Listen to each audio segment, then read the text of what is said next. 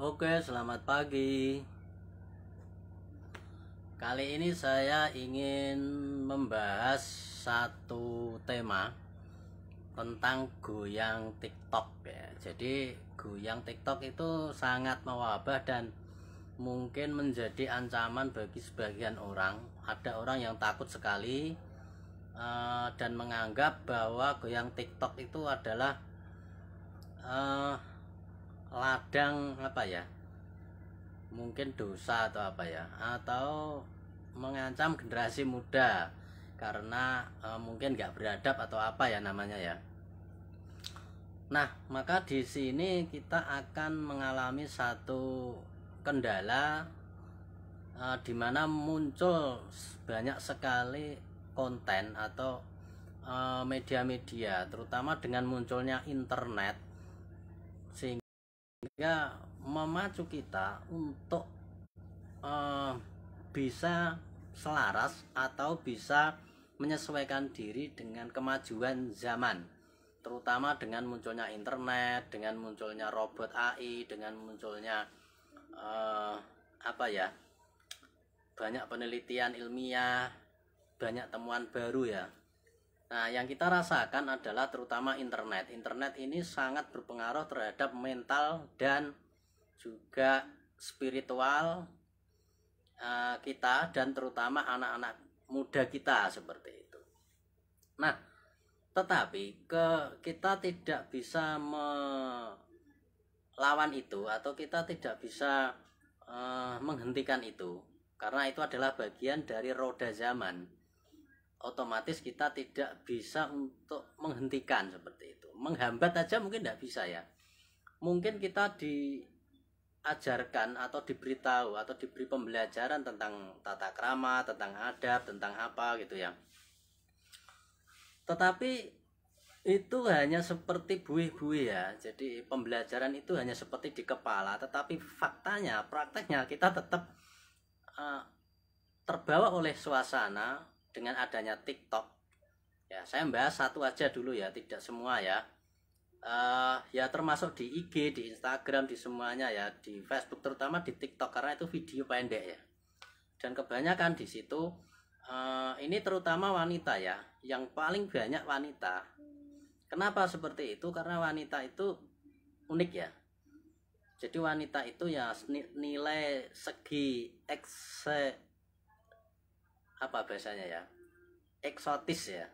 Eksotisnya itu pada dirinya, sedangkan pria itu tidak memiliki nilai keindahan pada dirinya, tetapi pada apa yang dimiliki atau apa yang ada di sekitarnya. Misalkan pria ganteng itu ya biasa aja. Di TikTok pria ganteng itu tampil itu ya biasa aja, nggak terlalu ada orang yang tertarik atau merespon ya. Kecuali ketika dia pria tersebut bikin konten ya TikTok, kemudian bawa mobil, misalkan bawa Tesla atau bawa mobil apa, atau dia pamer rumah misalkan, itu akan ternilai ya, akan ternilai. Jadi ada nilainya. Jadi nilai seorang pria adalah pada sesuatu yang ada di sekitarnya, bukan dirinya. Sedangkan wanita itu adalah yang ada pada dirinya. Jadi dia tidak butuh sesuatu yang lain. Dirinya itu sudah cukup menarik seperti itu. Makanya kemudian banyak sekali konten untuk menarik viewer atau penonton di TikTok dengan hanya misalkan joget-joget, dengan misalnya goyang-goyang dan sebagainya. Dan itu viewernya jutaan ya, viewernya itu sampai jutaan bahkan puluhan juta seperti itu. Nah, ini kan satu fenomena yang unik sebetulnya ya. Dan sisi lain kita tidak ingin sebagai orang tua terutama ya, tidak ingin terseret ke wilayah itu. Ibaratnya kalau orang Jawa itu ngelos dodo, nah seperti itu ya. Terus kemudian, tetapi di sisi lain kita tidak bisa menghindari itu, karena itu adalah satu fenomena perubahan zaman seperti itu. Nah, disinilah kita mengalami paradoks ya, mengalami paradoks. Bagaimana ini supaya bisa kita mengatasinya seperti itu, atau bisa memiliki solusi yang solutif. Nah kebetulan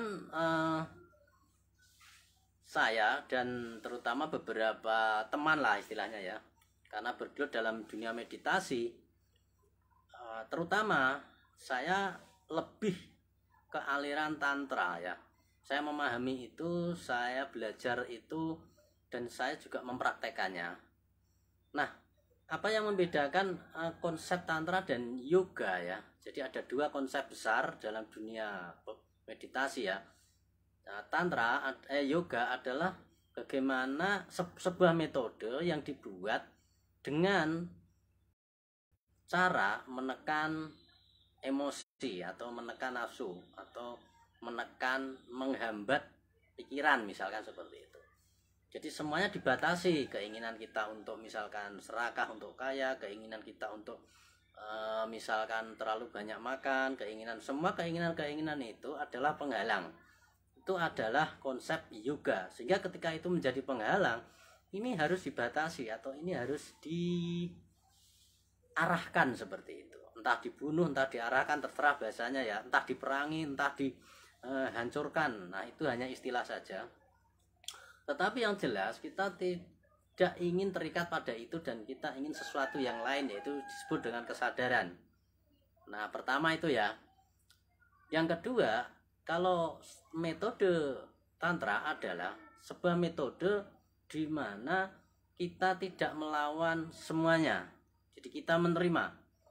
Ya, diawali dari sebuah penerimaan dulu. Kalau yoga perlawanan, ketidakterimaan. Kalau tantra itu diawali dari menerima. Jadi menerima apapun yang ada. Keinginan itu kita terima. Hasrat, kemudian ego itu kita terima. Jadi kita menerima semuanya. Diawali dari situ ya, menerima, kemudian menerima ini sambil ditumpangi kesadaran atau menerima dengan sadar seperti itu. Sehingga kemudian yang terjadi adalah terjadi transformasi secara sendirinya, secara otomatis.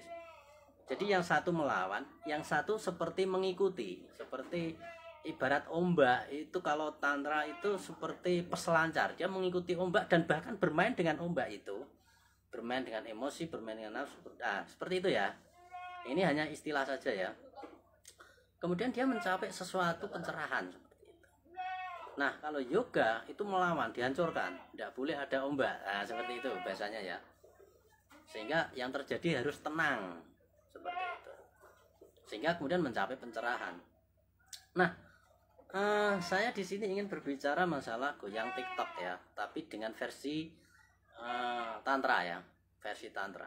Nah, kalau versi yoga, dengan adanya fenomena seperti ini, goyang TikTok ditolak ya, otomatis ditolak ya. Jangan melakukan itu atau jangan, karena itu membuat ketidaksadaran. Nah, itu konsep yoga ya. Jadi tindakan-tindakan semacam itu bukan ilahi, sehingga itu perlu dihindari atau perlu untuk tidak dilakukan atau perlu untuk melampauinya, sehingga kita hanya melakukan sesuatu yang bersifat ilahi, misalnya meditasi, misalnya sembahyang, misalnya sholat, misalnya kontemplasi, zikir dan sebagainya. Jadi itu ya, itu konsep dari yoga. Nah, kalau tantra bagaimana caranya untuk menanggapi ini? Dia berbeda ya. Nah, tantra ini cenderung untuk bisa lebih mengikuti zaman. Nah, oleh karena itu caranya adalah justru sesuatu ini tidak kita hindari. Jadi goyang TikTok sekarang lagi merebak, lagi marak, ya tidak masalah gitu loh. Bagi orang tantra itu tidak masalah. Nah, artinya apa? Itu akan kita gunakan sebagai kendaraan untuk memahami kesadaran. Nah, ini terlihat lucu ya. Mungkin bagi Anda yang mungkin belum pernah mendengar ini ya, mungkin penjelasan saya ini Anda mungkin bisa dianggap ini gila ini, atau ini sesuatu hal yang tidak masuk akal, atau ini konyol, atau bullshit, ini hanya pembelaan atau sesuatu hal yang bersifat penjelasan yang bersifat ngoyoworo, mungkin seperti itu ya. Mana ada seperti itu, sesuatu yang bersifat ego, bersifat duniawi, kenapa bisa jadi spiritual? Nah, mungkin yang belum pernah mengenal apa itu ajaran tantra memang mungkin ya, dan itu banyak sekali mungkin yang belum pernah paham, pasti akan skeptis gitu loh, pasti akan skeptis. Tetapi gini ya, saya jelaskan dulu. Pandangan tentang tantra itu seperti ini, bahwa dunia itu tidak ada baik, tidak ada buruk. Ini pandangan dulu ya. Semuanya itu sebetulnya kan netral kan. Goyang itu baik atau buruk menurut Anda? Nah, ini harus memahami dulu untuk bisa menerapkan ajaran tantra itu benar-benar harus dari dasarnya dulu. Harus dari awalnya dulu.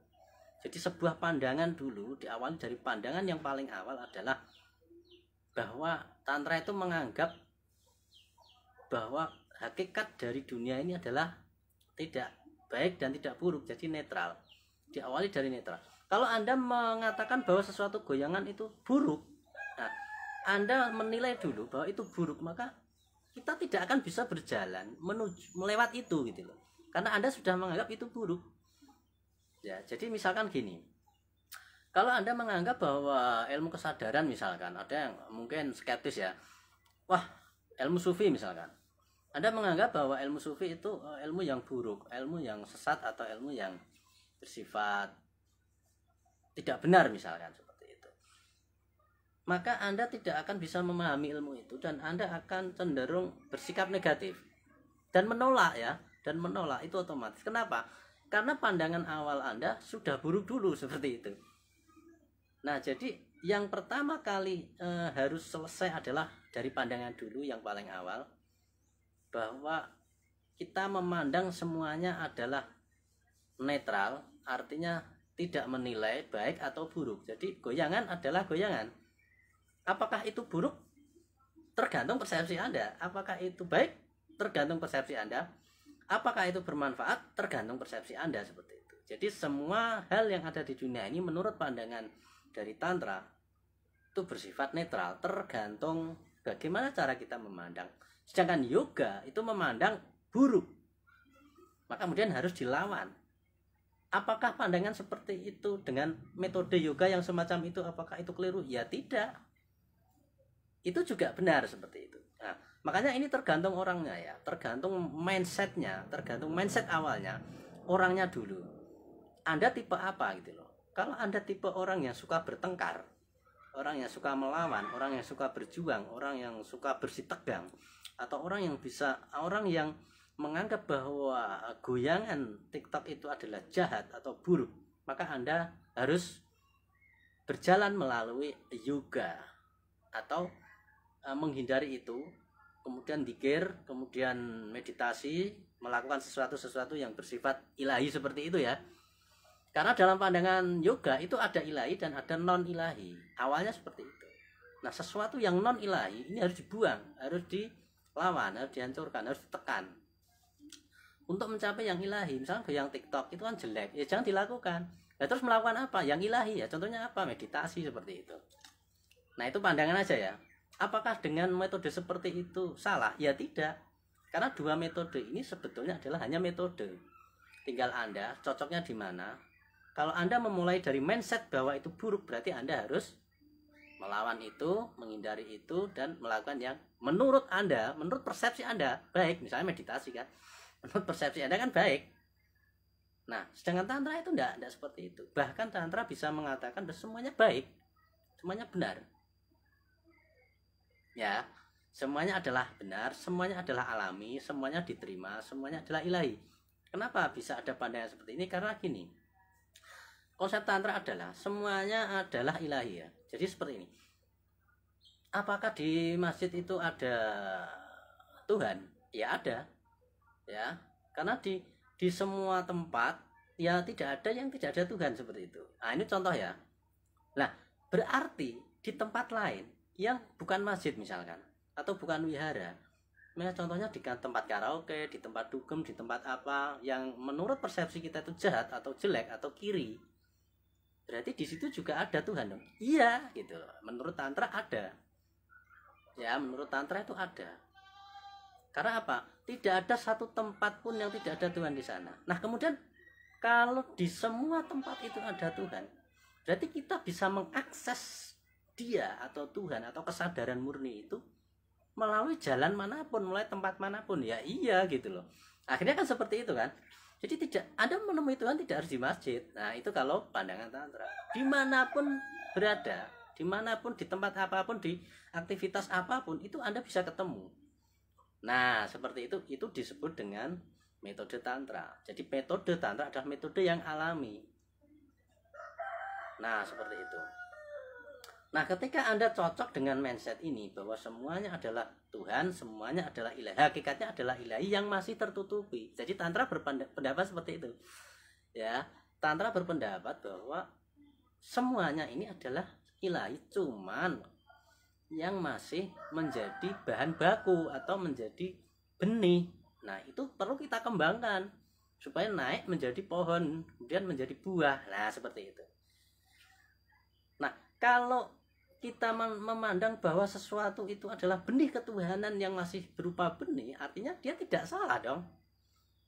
Iya betul, dia nggak salah. Menurut pandangan tantra dia nggak salah ya, tetapi dia juga tidak benar, artinya netral gitu loh. Hanya dia masih menjadi benih, dia harus dikembangkan.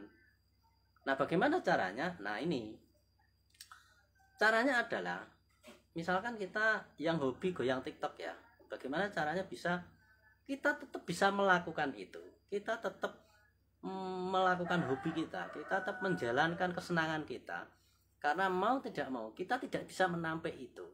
Kalau misalkan wanita ya, saya tidak percaya kalau tidak punya akun TikTok gitu loh. Dari 50% lah wanita itu saya yakin punya akun TikTok, dan mereka juga sebetulnya suka bergoyang gitu loh, suka bergoyang, suka menikmati itu, melihat yang lain-lain bergoyang, dia juga pengen bergoyang, dia juga kepengen action istilahnya ya. Nah tetapi di sisi lain, wah ini kan sesuatu hal yang menjauhi dari kesadaran gitu loh. Nah bagaimana caranya? Caranya adalah, ini sebetulnya ya simpel aja sebetulnya ya, tergantung orangnya.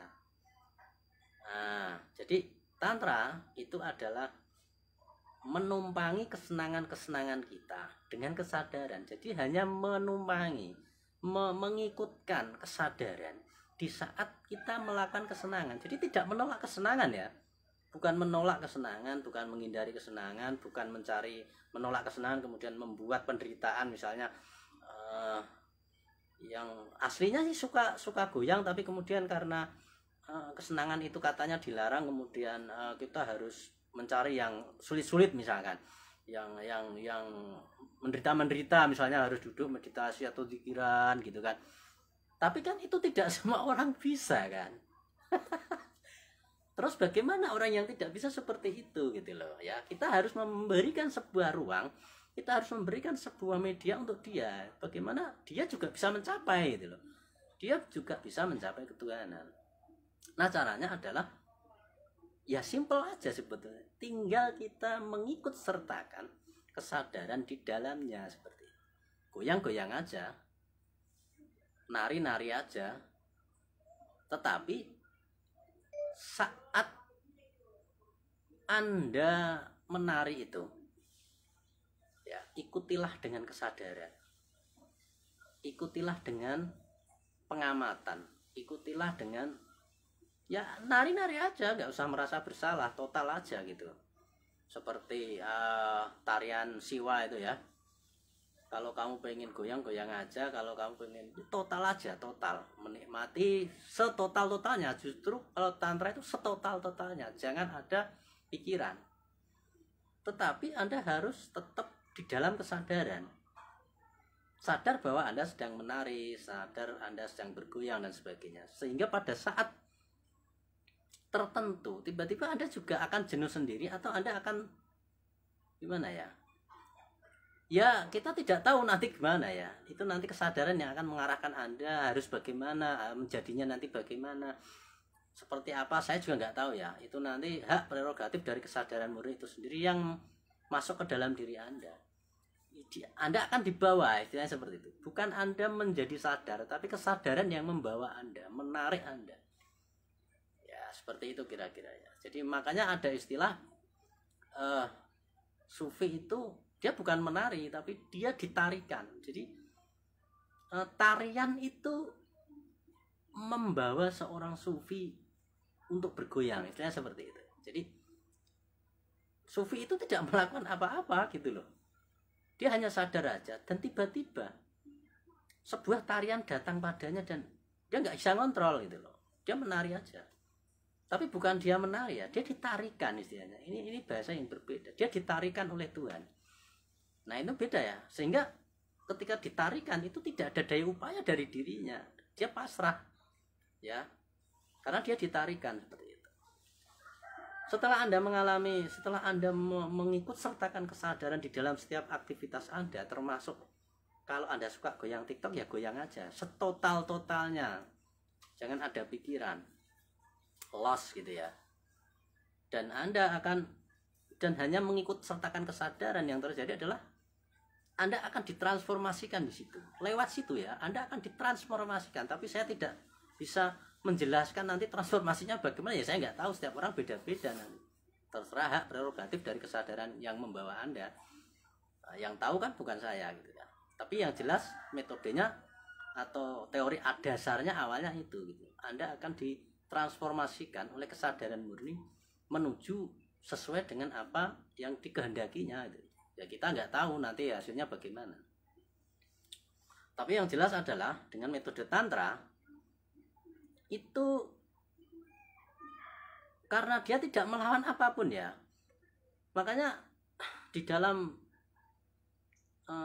di dalam sutra, dari beberapa sutra dari tantra itu mengatakan bahwa tantra ini adalah ajaran yang paling lama, ajaran yang paling tertua di dunia, dan sekaligus dia itu selalu baru. Nah itu yang unik di situ ya, bukan terbaik ya, karena tidak ada ajaran yang terbaik, semua metode sama, ada kelemahan kelebihannya. Nah cuman kita mengungkapkan kelebihan dari tantra adalah ajaran tertua. Jadi ini ajaran tertua ya, sebelum ini belum ada ajaran-ajaran tentang meditasi, tentang kesadaran, tentang apa, belum. Jadi ini adalah ajaran tertua ya. Kalau dalam sutra Bhairava Tantra itu dia 112 metode ya. Itu adalah metodenya adalah dibuat seperti percakapan Dewa Siwa dan Dewi Parwati seperti itu. Dan itu adalah metode yang paling tua. 112 metode itu bisa digunakan dan up to date untuk segala zaman sampai akhir zaman. Seperti itu ya. Nah, makanya yang unik kan, meskipun dia itu ajaran yang paling tua, yang kuno, tetapi dia tidak kuno gitu loh. Dia bisa selalu baru. Dia selalu up to date. Dia selalu bisa mengikuti perkembangan zaman karena tidak melawan. Dia mengikuti perkembangan zaman sampai seberapa, dia akan selalu ada di situ. Nah, itulah indahnya dari ajaran tantra seperti itu. Tidak akan bergesekan dengan perubahan zaman ya. Mau zaman seperti apapun, dia akan selalu sinkron, dia akan selalu selaras. Seperti itu kira-kira. Nah, uniknya di situ ya ajaran tantra itu. Contohnya di perkembangan zaman ini, ya dia dengan adanya perkembangan zaman, ada TikTok, ada macam-macam, ya tidak masalah gitu loh. Itu tidak melawan tantra gitu loh. Itu selaras-selaras saja sama tantra. Uniknya di situ ya. Nah, makanya dulu di kerajaan-kerajaan kuno, di kerajaan Majapahit, di kerajaan Singosari dan sebagainya, kalau nggak salah ya, itu dulu adalah zaman-zaman kejayaan ajaran tantra Bhairava. Oleh karena itu, maka ini bisa bersatu dengan politik. Nah itu ya uniknya di situ ya, tidak menghindari politik juga gitu loh ajaran tantra ini. Dengan politik dia juga bersahabat, dengan apa dia juga bersahabat, tidak melawan dunia, tidak menentang dunia. Ya apa yang ada di dunia bagi tantra itu tidak perlu dilawan, itu adalah sahabat untuk menuju kesadaran, termasuk politik. Nah, seperti itu kan. Sehingga yang terjadi perpolitikan di kerajaan-kerajaan Nusantara yang beraliran tantra dulu itu sangat hebat ya, sangat luar biasa. Kerajaan jadi besar-besar, jadi kuat sekali. Makanya kita bisa melihat arsitektur di bawah candi-candi itu ada gambarnya orang melakukan hubungan intim. Sebetulnya itu bukan bukan kegiatan-kegiatan yang Anda kira, itu adalah ritual sebetulnya, ritual ajaran tantra. Seperti itu. Dia juga tidak menolak politik, dia juga tidak menolak bahwa ajaran tantra, orang mengidentikan bahwa ajaran tantra adalah ajaran tentang hubungan intim. Sebetulnya enggak, itu hanya salah satu dari 112 metode atau 112 sutra. Itu ada salah satunya yang mengajarkan tentang bagaimana caranya seks menjadi samadhi atau membawa aktivitas hubungan itu menjadi aktivitas ketuhanan, dan itu tantra yang bisa.